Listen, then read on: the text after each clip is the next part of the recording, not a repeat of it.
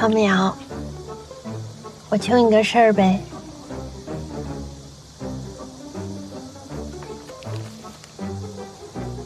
冰淇淋。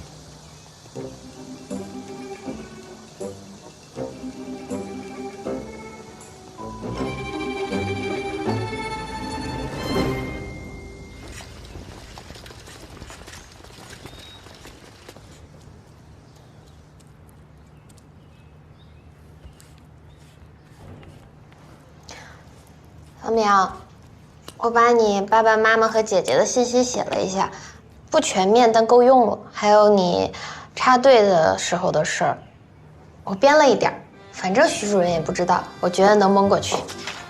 最主要的啊是这段，一定要记下的。救人时，我的脑袋里是一片空白的，因为救人对我来说是本能，是不需要准备的。如果一定要想，我当时只有唯一的一个信念，就是下定决心，不怕牺牲，排除万难去争取胜利。你听没听我说话？你想让我假装康复，去帮你骗人？你不要这么说，我知道这样做不太好，我也是做了很长的思想斗争，实在没有办法了。你看在我照顾你这么多天的份儿上，你帮帮我呗。你要是帮帮我的话，我就请你吃冰激凌。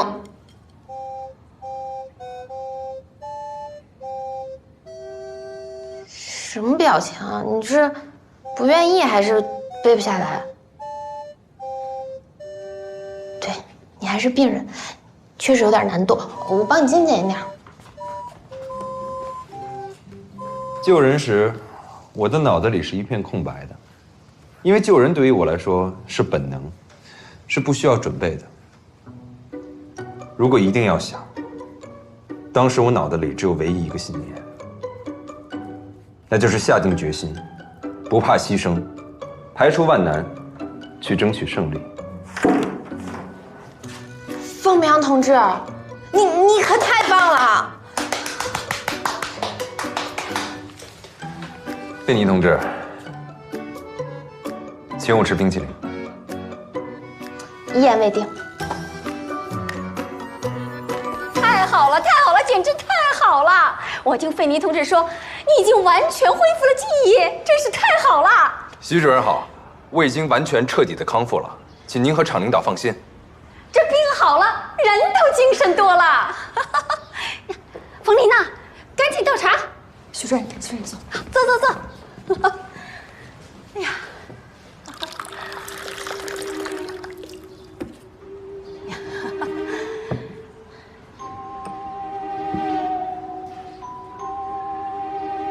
方淼同志，你真的全都记起来了？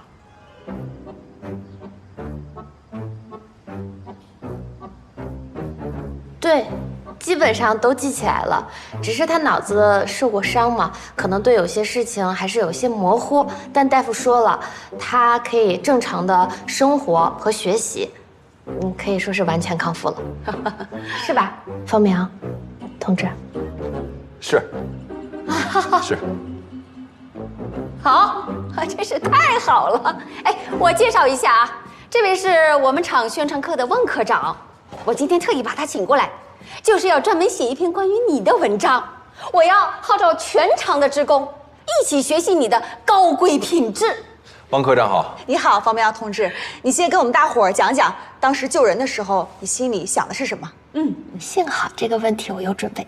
徐主任，当时我脑袋里是一片空白，因为救人对于我来说是本能，是不需要准备的。如果一定要想，如果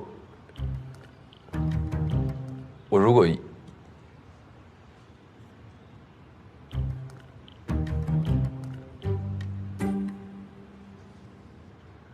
什么？想到什么？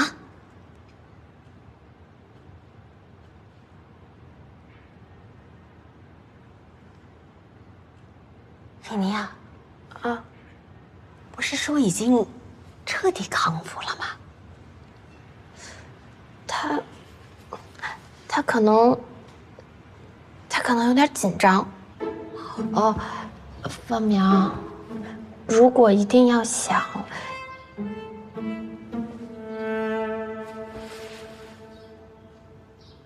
如果一定要想，我想说的是，过去这段日子，是自从我有记忆以来最幸福的一段时间。菲尼总说我是个英雄，要向我学习，但他才是让我最敬佩的那个人。为了照顾我这个陌生人，他放弃了自己所有的时间，不辞辛苦，不求回报。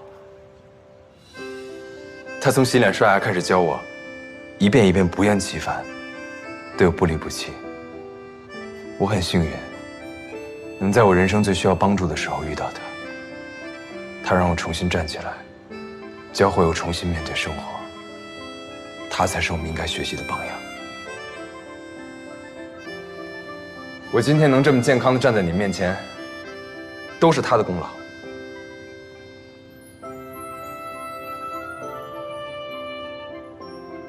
好啊，太好了，鼓掌！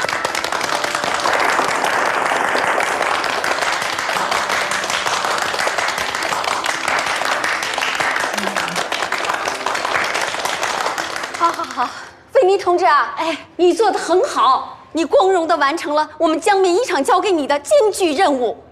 我明天就向厂领导汇报，像你这么优秀的职工，当劳模、上大学，那都是最合适不过的。谢谢主任，我一定不辜负厂里的培养。好啊。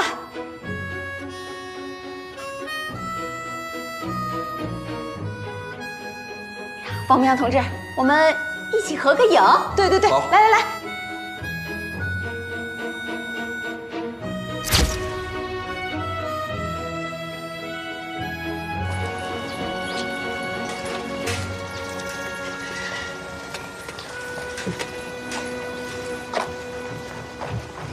看我干嘛？